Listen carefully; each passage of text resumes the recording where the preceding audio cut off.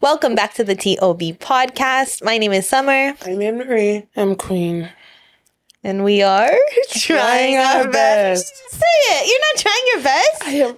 Am I not sitting here? I'm trying. What is understood doesn't need to be said. I mean, it can be said. We've been I'm here. trying my best. Hey, Yeah. my God. Been a very long day, so Very, very long weekend. be kind to us. Don't you worry now. Just hold your head high. Don't you worry now. Just hold your head high. Don't turn around. The prize is not behind you. Already subscribe, already like, please, because we're Y'all, I'm pretty sure if you're watching us by now, you've seen me in this outfit quite a few times. So whenever you see me in this, just know I'm going through it. Okay? it's just like the default. So I did not think. I just picked it out of my closet and You guys were matching again. So cute. Oh, in the previous episode, the green was not planned. We showed up to church and we were literally all wearing green, and it was like, Well, the black is not planned either. Yeah. Oh, yeah. So It's just for a funeral. He's- Hey, a resurrection. hallelujah. he's in the room. Okay. So today, along with our kind of tired moods, I do have a more serious topic for us. So hopefully we could keep it together. I have a question for you guys. And if you need to take a moment, I get it. But I wanted to ask where do you feel the biggest gap between who people think you are and who you actually feel like is? Yeah, I was thinking about this, and I can give my answer first. Please. I was kind of wrestling with how I want to say it, but God is so kind when you really sit down with certain things because it reveals it, right? So for me, I can say more or less the question is, what's the difference between who people think you are and who you actually are, right? And I realized that all of mine is self-perpetuated, and it's something that I need to definitely work on. I've mentioned in previous episodes, I do come off very introverted. I am very panicky in public. And so I think that people do think that I'm quiet and reserved and whatever. But Emery and Queen, when I'm actually comfortable with you, it's over. She crazy. I'm not. I do think that I'm very I would like to think that I have a whole personality behind this. Multiple personality disorder. But I think a lot of that is I just don't ever want to offend anyone. I don't want to misrepresent myself, and even more so, I don't want to misrepresent God, and the pressure of all of those things, which is probably just childhood trauma of trying to people please and avoid confrontation. As I unpack it, I understand that I am building kind of the walls and the boundaries through just being quiet, being an observer, being as kind and gentle and forgiving and understanding as I can publicly. Not that I'm all of those things privately, but I'm more than willing to voice things a little bit differently with people that I know and people that I trust. And I think both of you guys can testify to that. Queen and I were going to the same church for 4 years before I even really said hi to her. And I'm not gonna lie, I tried to sit on her lap, y'all, before we started recording. So, it just goes to show the difference. How cheap she is. And with that, don't forget to try your best. You guys, what do you think the biggest gap is between who people think you are and who you actually are? I think mine's the opposite. You know what we should have done? We should have asked to say about each other. Yeah, that's another thing, because I don't really know how people see. Okay, you want to do it like that? I think I might be a little bit more oblivious to I think I can answer for you. Please. I think you try to, whether it's you trying to portray to people and who people perceive you to be, you try to portray this hard shell energy about you. Me. You're actually really a softie. And I'm really sensitive. very, very sensitive. So very sensitive. But yeah, I also think it's just the environment I grew up in. It's not the most Inviting? to your emotions. So I've very much been let's just find a little box that we could bury all of that in, and then just Found one. be a hard. The biggest box. So just more, you think probably from a place of self-preservation, you think you kind of built those? Yeah. Also, I feel vulnerability is just like not very well received. And so Yeah. I'm like, I'd rather keep that, like, the most intimate part of me, like, to myself, where, like, I know that, like, it's safe, than So expose it to the elements. the people that you do feel safe in, what were some of the characteristics that they exhibited that helped you kind of break down the outside shell? To be determined. I think it's honestly just, like, Ouch. one, like, no, not like that, but I feel like, one, it's, like, you guys are very, like, open and honest, and, like, also, like, very, like, receiving of, like, whatever I'm feeling, regardless of what it is. I didn't know you felt that way. I was worried. Oh no. But like, yeah, I feel like in other situations, like there's definitely things that like I would tell you that I probably like normally would bury. And like, yeah, just having someone who's like almost like you give like a little bit and you're like, okay, Yeah. no one yelled at me for this, so I can give a little bit more. I hear Agreed. that. Where do I begin? I feel like there's so many. For me, there's so many things. I don't even know which one I want to choose. But on the silliest level, I think people think I'm a serious person and I'm really not. I'm very, very silly, which is why sometimes like I have a hard time like posting certain clips like when we're being silly, because I feel like people will be shocked to see me like this, whether it's being loud or like cracking jokes and stuff like that. So that's something like even I am trying to reconcile into, because like you said, right, like once I'm safe with you, that is a part of me that I reserve for people that are closest to me. If you see me for the first time, you're not going to meet me in that state of mind. Yeah, I also feel like you get like a bad rep, like almost like you're intimidating or like you're mean or rude. And I'm like, she's actually like the nicest. The silliest goose that you will ever meet. Like, I feel like, yeah, like there's like this like, oh, like she thinks she's too good for everyone, and I'm like, she doesn't. No, it's genuinely funny because like I not anymore, but I can be very insecure, and it's like, and it's not the kind of insecure that I bleed onto other people, like, oh, because I'm feeling insecure about myself, I have to demean you so that you can feel like how I feel. Yeah. But it's more so always seeing people as more elevated than I am. Whenever I meet somebody, I'm just like, oh, I introduce myself with a compliment. Like I compliment you, I big you up and stuff like that. And to be honest, like it's even something that I'm attracted to in friendships. Like I love seeing my friends accomplish things. I love seeing them be in happy places. I love celebrating that. And it always confuses me when people think that I want to suck all the attention in the room or stuff like that. I'm just like, no, if anything, I don't want to be seen. Yeah, I was gonna say like, so the same way you did for Emery, like that would be the thing that I definitely learned over like our friendship is observing you from a distance, like the creep that I am, right? You do have a lot of like gravitas, I can say. Like you're beautiful, like you have very forward facing gifts, like whether it's singing, whether it's fashion, whether like all of those things. And so it's almost like this automatic assumption that this person is confident, right? And this person knows what she likes and what she doesn't like, and she's going to be very good at vocalizing those things. And like as you and I have grown in like our friendship and like peeled back those layers, I'm like, whoa, like there's all of those things are true. Like you're very good at all of those things. You are a beautiful girl. You can fill a room with your presence, whether you realize or not. But there is like They that. call me fat. Yes, there is this soft, gooey, like undershell that, like, I know, like, I feel very privileged, and I'm sure Emery is the same, that you rarely let like see the light. And I hope that, well, first, not to speak to the whole silly side, like these two women, ridiculous. They were trying to say I have multiple personalities. Absolutely not, right? But one, like, just being comfortable with your humor and the things that you say, and like taking little digs at people and just trying to see how it's received, but also the vulnerable side, like the emotional side. I don't think that you necessarily allow people to see that side of you as regularly. Really? I thought I was even too emotional. Oh, you are, but behind closed doors.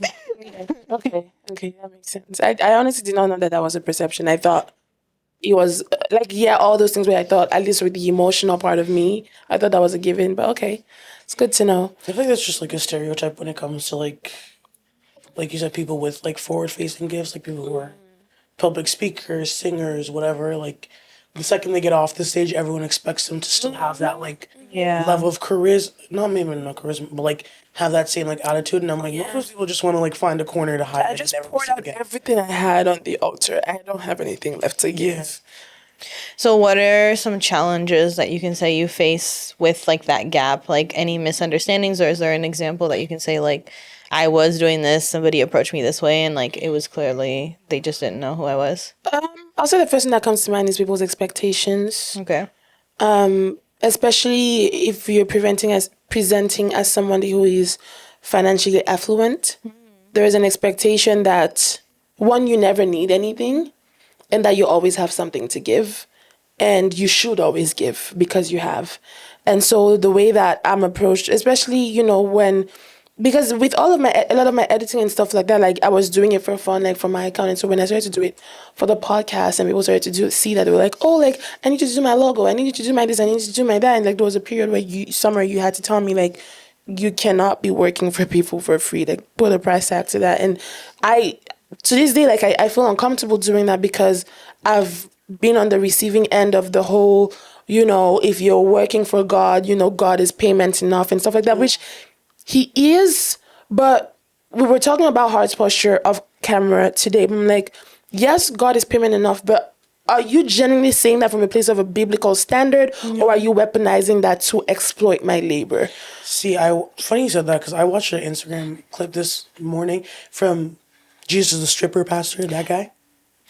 And he was like, he said something that made sense. Other than that, he was like, I wanna, like, yes, I'm called to serve, but I'm not called to be exploited, right? And I'm like, I feel like there comes a time where like someone's love and desire to work for God becomes a point of manipulation, almost like, oh, you're not gonna do this, Then but you what must not about like God? God. Oh, you're not gonna do this. What about God? It's like, yes, but even God rested on the seventh day, and like, especially when you're in a ministry. Jesus told Martha to sit her behind down and eat. Right, and listen, and I'm like, it's one of those ones where I feel like because you're so willing, and like there's almost like this internalized guilt where it's like, oh, like if I don't do this, well, like, am I not doing for the Lord? And it's like the Lord also calls you to fill your own cup up as well as pour back into other people. Yeah, for sure.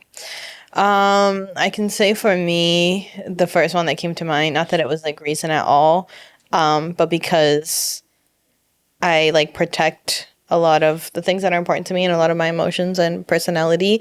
Very few people get to actually know who I am. So I was approached by like an older gentleman in our church, and he was talking about maybe like going on. He was just like, oh, I can see that you're a woman of God and the way that you carry yourself and la la la and like all of these things. And like the whole time he was talking, I'm like, you have never met me, Shadi. Like we have been going to the same church for a year or two. You have never met me a day in your life. And like to the point where at a part in that conversation, he said like, I don't really know how to speak to you because I'm not sure like, do you joke? Like, are you okay with humor? And I was like, am I okay with humor, baby girl? Like, you have no idea. My middle name is humor. Right? So I do see that a lot in when I'm like starting to cultivate new relationships, whether that's like romantic or friendship, because I just always want to put like my best foot forwards. And I think that's a very like human thing to do.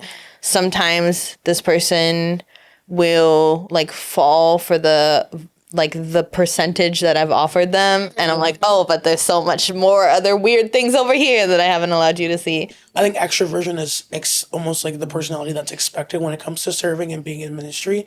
And so you're like, okay, like, let me just play the part of extroversion. Can we unpack that? Can we unpack that? Oh. Can we unpack that? Actually, I'm so sorry, Go ahead. You've made extroversion is what is expected when it comes to working in ministry. It's also what's respected, right? Like, what is praised, right? I'll be like, some of the more introverted like leaders in our church, right, aren't given the same respect as the extroverted ones. So we had a conversation with a group of people at one point, and we were talking about how people who are quiet or maybe, you know, are a little bit quicker to leave church are perceived as like having pride, right? And so the question was, if there's somebody in your church who doesn't really greet people, they don't like stay back after church, they don't really mingle and stuff like that, is that person a proudful person? Yeah. So I don't know. Sometimes I just get weird lightning strikes of I'm going to talk today and I regret it. But I stood up and I asked, the group, do you think that's a reflection of the person who is making that judgment, right? So you see someone who hasn't taken the time to greet every single person in the body of the church and stay after and do all these things. They've just got up quietly, they, did their little nods and they left and they went about their business. You perceive them as having pride because they didn't come up and greet you personally. Would it be ridiculous to assume that maybe from a place of pride, you thought that you deserved a personal greeting every Sunday, right? Call them out. Now, that was skimmed over. I don't think it was directly addressed, but somebody trying to almost come to my aid then stood up and said, well, if you're introverted, you should just try to be more extroverted, while you're in the body of the church. If you're homeless, get a house. If you're poor, don't be. Yeah. And it kind of speaks to one of the points that you had said about like being your authentic self, like not acting, right? Yeah. And while I'm unpacking this question, just between me and my savior, it's not an act, right? Like as much as I want to be extroverted, as much as I want to be calm, or as much as I want to be helpful in certain situations, I feel like physically caged in my personality and in my mind, like even in my lungs sometimes, where I'm just like, I cannot step out of this box. And so as much as I think that I am, silly and just quirky with the girls, like as much as I am that, I am just as much an introvert in public, and it's not an act, right? So for someone to stand up and then say, well, you should just try to be more like me, why are you why are you the correct person? And it was a hard pill to swallow, if I'm being completely honest. Yeah, I think something that I would like to see less of is the policing of how Personalities. Of personalities and of how people should serve outside of what the Lord requires of us.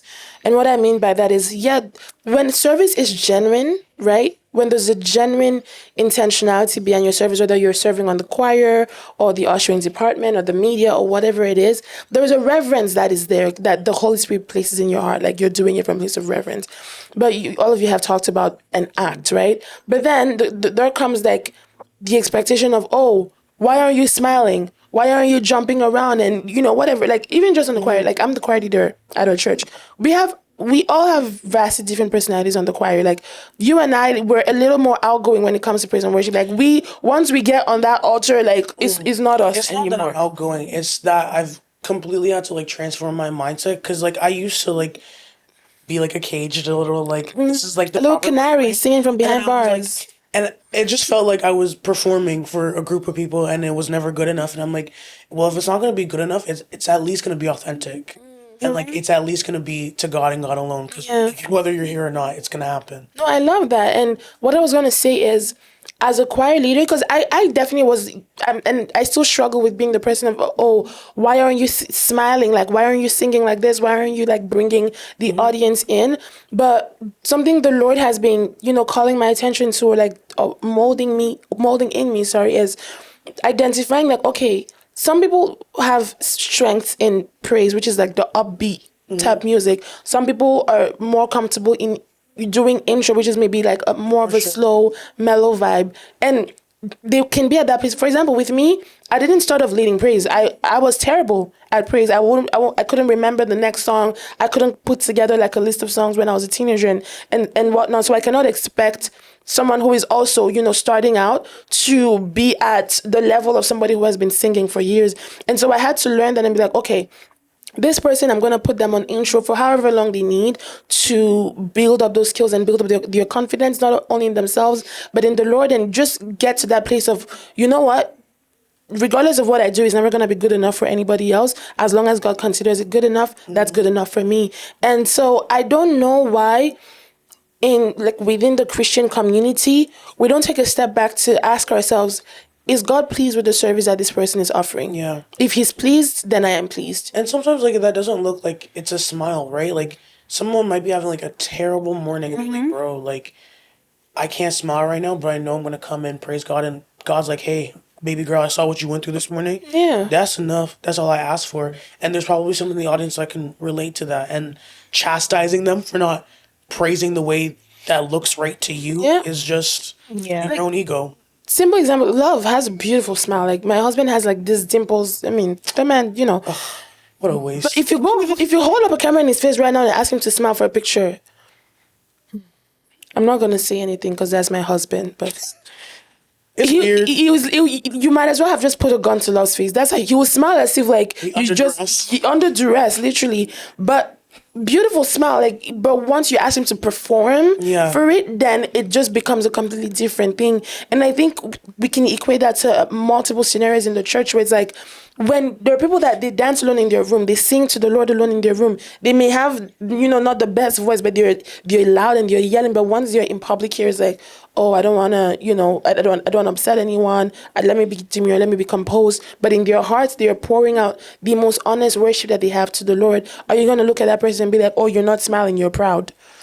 Yeah, and that's the thing, like, I have been wrestling with, because I understand, again, like, the forward-facing gifts, right? I understand the welcoming nature of being smiley and positive, and it's not that I'm not those things, but, and obviously, I don't want to validate feelings of anxiety or feelings of, panic, and that's not what I'm saying, but there's something that you had said, like, if it's good enough for God, then it's good enough for me, right? And so, like, when I was relaying that conversation and just, like, the following weeks being in public spaces, it's like, is the way that I'm carrying myself pleasing to God, right? And I hope that you both would agree that, like, I do try and be as respectful as possible, as patient as possible, as kind as possible, even if it's not, like, the loudest version of that in the room. And, baby steps to everything. So I'm not saying that person was wrong in the way that they felt. I just think that different communication styles, especially in a church setting, do need to be taken under consideration. Yeah.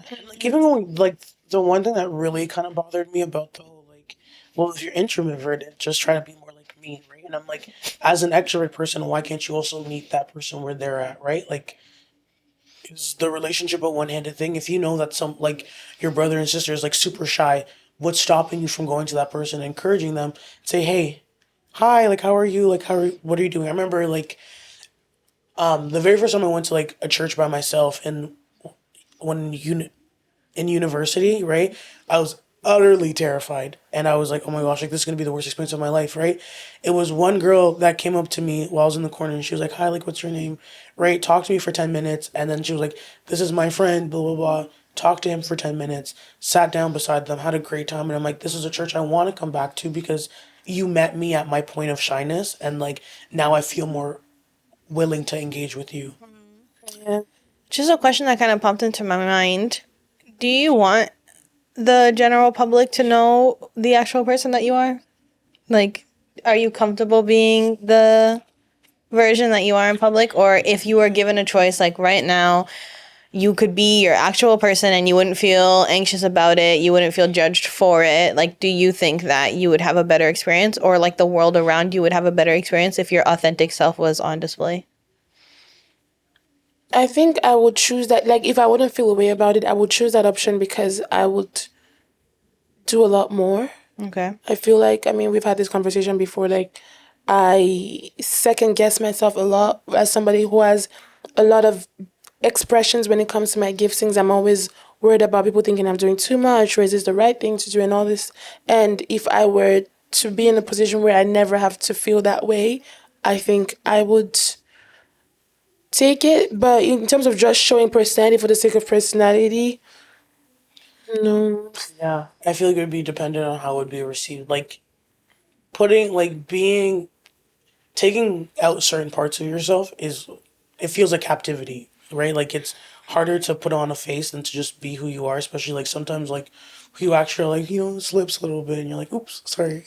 Mm-hmm. And so, like, if it was well received, and I could guarantee it would be well received, which, you can't, like, I would 100% choose to just, Okay. be remote. So, do you think that there's like a path between how you feel you're being received now and putting more of yourself on display for whatever reason, right? Whether it's excelling in certain like lanes that you would want to, or and like I guess the same for you as well, right? Do you think it's just surrounding yourself with different people, or do you think that it's active steps of being comfortable with who you are regardless of who the people are around you? I think it's the latter. I think like the older I get, the more I try to be uncomfortable with like you're not. Amaya said it. You're not gonna be everybody's cup of tea, and if I'm not, don't drink it. Right? Like I can only bend and move myself to fit other people's expectations and other people's desires so much until the point where it starts to hurt me. Yeah. At that point, I'm either gonna have to decide to keep living up to your expectations or living the life that like I'm called to be and being who I am and who God made me to be. And at the end of the day, I know that God loves me. He made me this way. This is your personality, Jesus. So figure it out. And so like Figure it out. so the people out there are not going to receive me well, and like I'm gonna be like the tornado that causes a big kerfuffle in other people's lives, then so be it. Right? If I didn't harm anyone and I did what God called me to do, then that's you. You have to figure that out. That's your feelings, not mine. Interesting. I would say it's a combination of both. Just because while obviously everything requires internal work, right? So you do have to bring yourself to that place of being comfortable in your discomfort, like whether you're accepted or not, whether you feel like it or not. But the Bible also says, show me your friends and I'll show you who you are. In the book of Proverbs, I can't remember the exact verse and chapter, but I think we are to a certain extent a product of our environments, which is why God, even after creating Adam and giving him every possible that beautiful thing and plant and animal in the garden, he said, your type, your kind is not here. It's not good for a man to be alone. I have to make you somebody who is alike unto you. And then he created Eve, right? If the God of your universe could see that, he could have just placed an angel in the garden to keep Adam company, but he understood and valued the importance of community. And so I think for me, another thing that has been a bit of my Achilles heel is growing up in an environment and a culture where you had to always make yourself small to appease other people. And it's funny because you're raised to make yourself small and to not talk when your elders are speaking and all these things. And then all of a sudden they expect you to just switch into an extrovert. And I'm like, overnight. You've been telling me to shut up my whole life. That part. Also, just from like an outside perspective, it's like the adults put these stipulation on their children, but then are not able to accept when you are an adult, right? You're now at the age that they were putting those stipulations, and yet they still want you to operate in those stipulations. And I said like an outsider, but like that's also like a very real reality of, you know, the cultures that I grew up in as well, where as there's like this weird default button of just like, well, I'm the parent, or like I will always be older than you, so therefore I will always be in a position to like condescend, I suppose. Which is, I want you to be autonomous and I want you to take initiative, but I'm also going to tell you exactly what you need to do. And if you don't do it exactly as I tell you, then you're disobedient. It's just... Shout out to my therapist, Brenda. What's her name, Brenda? I can't remember. But she was like, something that she told me is that like the older that you get, the harder it is for your family to accept you as an adult because they'll always see you as the child. yeah. And I feel like that always trust me, some of you heard that and it hit hard. And like, kind of like, almost like your parents can't accept the person that they've raised. And it's like, you've raised me to be this. At some point, your parents want you to grow up and be autonomous and do what you, and like, live your life and flourish and so on. But it's kind of hard to see you do that because they can't let go of the child that they once, you know? Yeah. Is it that they can't let go of the child or they can't let go of the control? I was gonna say that's what it is. I also feel like that's how you look at that comes from how you look at your child. Like, and I thought about this morning. Like, there are a lot of times where parents or like just older people look at children as if they're just like dolls for me to like manipulate and to use. And I'm like, you don't look at them as this is another human being that has their own like consciousness, their own autonomy, can do whatever. And like, yes, they are operating under you as their parent, but that's not a sense of control. It's almost like a sense of, you're not a controller, you're a coach, right? Yeah, I spoke on our previous episode about intentionality is really important for me, right? Like whatever relationship that I find myself in, like we love Jesus and we're intentional in the way that we carry ourselves, the way that we speak, the way that we treat each other. And I think as I get older, that's also something that I think is so important as a parent, like as we go into like that chapter of our lives and things like that. It's like what is your end goal for this person, right? Is it a doll? Is it a plaything? Is it a servant of sorts? Or is it an individual who is well-rounded and happy and whole, right? And if you're intentional about that from day one, I think that God will back you in that. And if you're intentional in treating this person as somebody who's just an extension of your whim, then like you're also going to reap that reward as well. I think even like just like evaluating why you're having kids. Like for me, I'm like the opportunity to like raise someone that will be like a contributor to society is like so like, oh my goodness, like what an honor to do, right? It's not like well, you're a man, I'm a woman, let's have kids, let's make sure they do everything we want them to do. Do you think that you guys have missed out on anything because of the way that you've kind of had to protect your true self? Oh, absolutely. Yeah. Absolutely. Like what? It's a lot. That's so I probably should have said on this podcast. I think it's made some like of my relationships more transactional than genuine. Yeah. Like I do certain things not because I want to anymore, just because I'm like, please stop talking. True. Queen? Anything that comes to mind? I think I've lost time. The time I spent surviving, the time I spent proving to people, whether it's elders or friends or partners, that, like you said, right? Like I'm a good person. I'd never set out to hurt anyone. I don't do anything out of malice. And every time I do wrong, I apologize immediately and I take accountability immediately. All the times I spent believing that my voice didn't matter, and that my giftings there was nothing special about them. Like I've shared with you guys before, like somebody looking me in the eyes, this was somebody that I cared for at the time, and they told me, now that I think about it, there's nothing really special about your voice. And at the time I believed it, and I now realize that you don't need to be special to do special things. You don't need to be unique to do the concept of people being born unique is a myth. It's not true. God calls you. The Bible talks about him calling us out of the darkness into his marvelous light. It's his light. That lights us up. Is his light that makes us special. It's his light that makes us unique. It's him that gives us the gifts and the talents and all the things.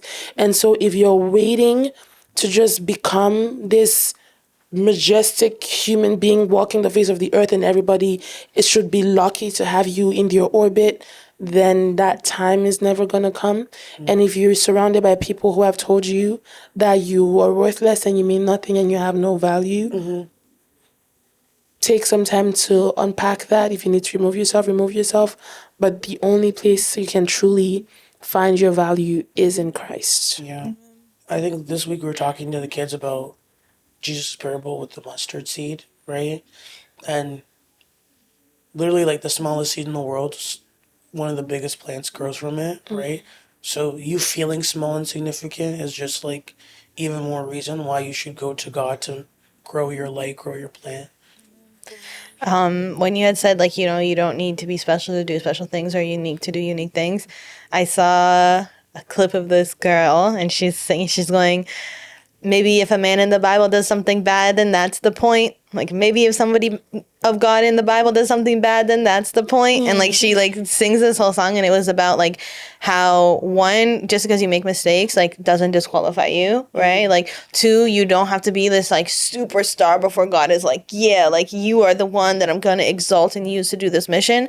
And then three, she was talking about like how we try and spin those things and like glaze over them and like this is not a part of anything. Like if you're going to do something special, if you're going to be impactful, then like we just gloss over all of the mistakes and stuff. And I think that it invalidates a lot of the human experience and then it leaves you feeling like, well, because I'm doing these things or I have these parts of my personality, then I must be disqualified for everything else, right? So I really, really do like that point. Yeah, even like Jesus, bro, like he had the most basic occupation possible. A carpenter. Right? Like there's nothing special. Like even Matthew probably had more like electrifying job that needed. And As both of you were speaking, literally, I've never thought of this because so this is the Holy Spirit, but it just dropped in my spirit that like there are a lot of pivot special stories in the New Testament by women, and they're not named, like the woman at the well, the woman with the issue of blood, the Canaanite woman, the Shulamite, like none of those people, we don't know their names, but their stories are so transformative. And it's like, are you gonna say that the stories are any less special because these people weren't already special when they met Jesus, you know? yeah.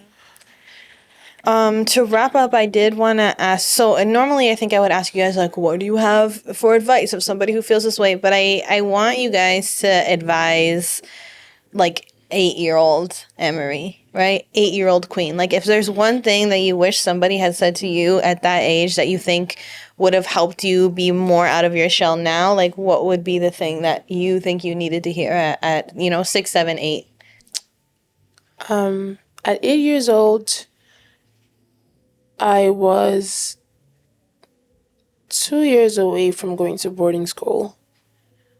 And I was being bullied a lot by certain family members. What I would have told myself, and I genuinely believed at that age that was normal and that they loved me. But I would tell myself that family doesn't equate to love, and that the people that you grew up with are not necessarily the people who know you better. They're not necessarily the people who care the most about you, and that you should take people's opinions at face value. If they say something harmful to you, they meant it. You don't need to go look for some justification as to why they said it, or that maybe in your hearts, deep, deep down there, somewhere in that darkness, there is a spark of love there for you. Doesn't mean that you need to repay them in kind. Doesn't mean that you need to disrespect them, but just, being able to identify, okay, this person said this about me. Doesn't mean that this is who I am. And just because there's somebody who shares the same blood as me doesn't mean that they love me. So it definitely was not, said from a place of love. So I shouldn't, take it with I should rather take it with a grain of salt. So that's what I would tell myself, because I went to boarding school with those ideologies, and that exposed me to even more harm. Yeah. Oh, I love that. Very, very well said. Yeah. Emery, what did 8-year-old, the little Emery, need to hear? Something kind of similar, almost like people are people, and that includes the people you look up to. And so they're just as flawed and just as capable of making mistakes as you are. I feel like back then, like, it was very much that, like, I am better than you.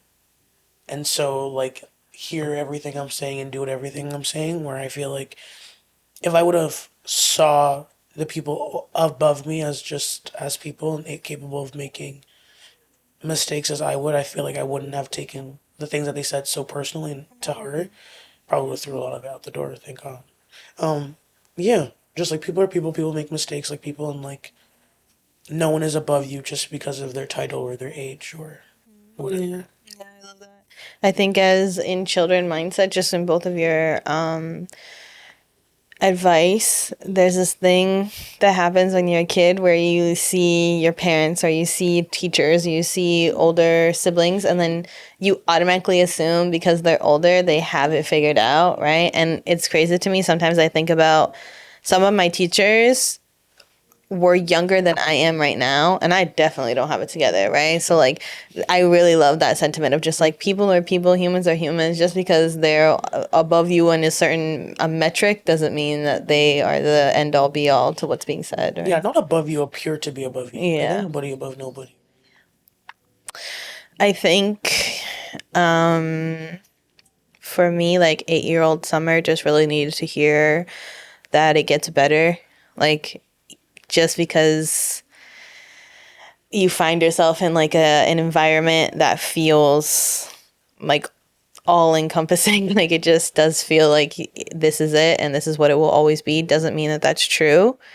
And I think that's something that I definitely carried on for a very, very long time, that, this is just my lot. This is just my portion. This is just what I deserve. And I think if I had met Jesus at 8 and knowing how just like unbelievably loved we are just for existing. Like you don't, as you say, you don't have to be unique or special. Like you don't have to be above anyone for any given reason. Like just to be alive is enough for God to say, and this one is mine too. I think if I was able to convey that sentiment to my 8-year-old self, it would have been a lot easier of a burden to carry.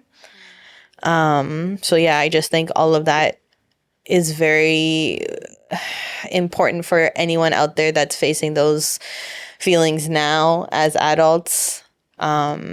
I hope that what we're advising our 8-year-old selves will help an 18-year-old, a 28-year-old, a 58-year-old that has been, down in the dumps, so to speak, or trying to protect their peace by maybe going outside in the world with their guards up. I think that there is love and there is joy and there are happy endings out there.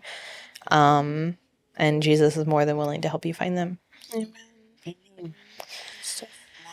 Subscribe. For more of that. That was heavy. Yeah, I mean, we started off a little bit tired, a little bit low energy, but I hope that someone out there, this is exactly what you needed to hear. I know that certain parts in my heart were definitely healed as we were speaking. So first and foremost, appreciate you two ladies. Appreciate y'all.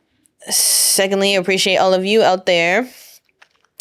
Please keep liking, please keep subscribing, please keep commenting. Conversations like this, I know sometimes we can be silly, we can be bold, we can be, kind of all over the place, but I think it's nice to have serious moments as well and really just allow ourselves to be humans for other humans. And that only continues with your comments and your support and you telling us exactly what you want to see us do in the future. Hopefully by the time this episode comes out, we've hit 100 subscribers. Hopefully. From our mouth to God's ears. So other than that, I'm going to say God bless y'all. Don't forget to try your best this week. Try your best. See you next time. Bye. Don't you worry now. Just hold your head high.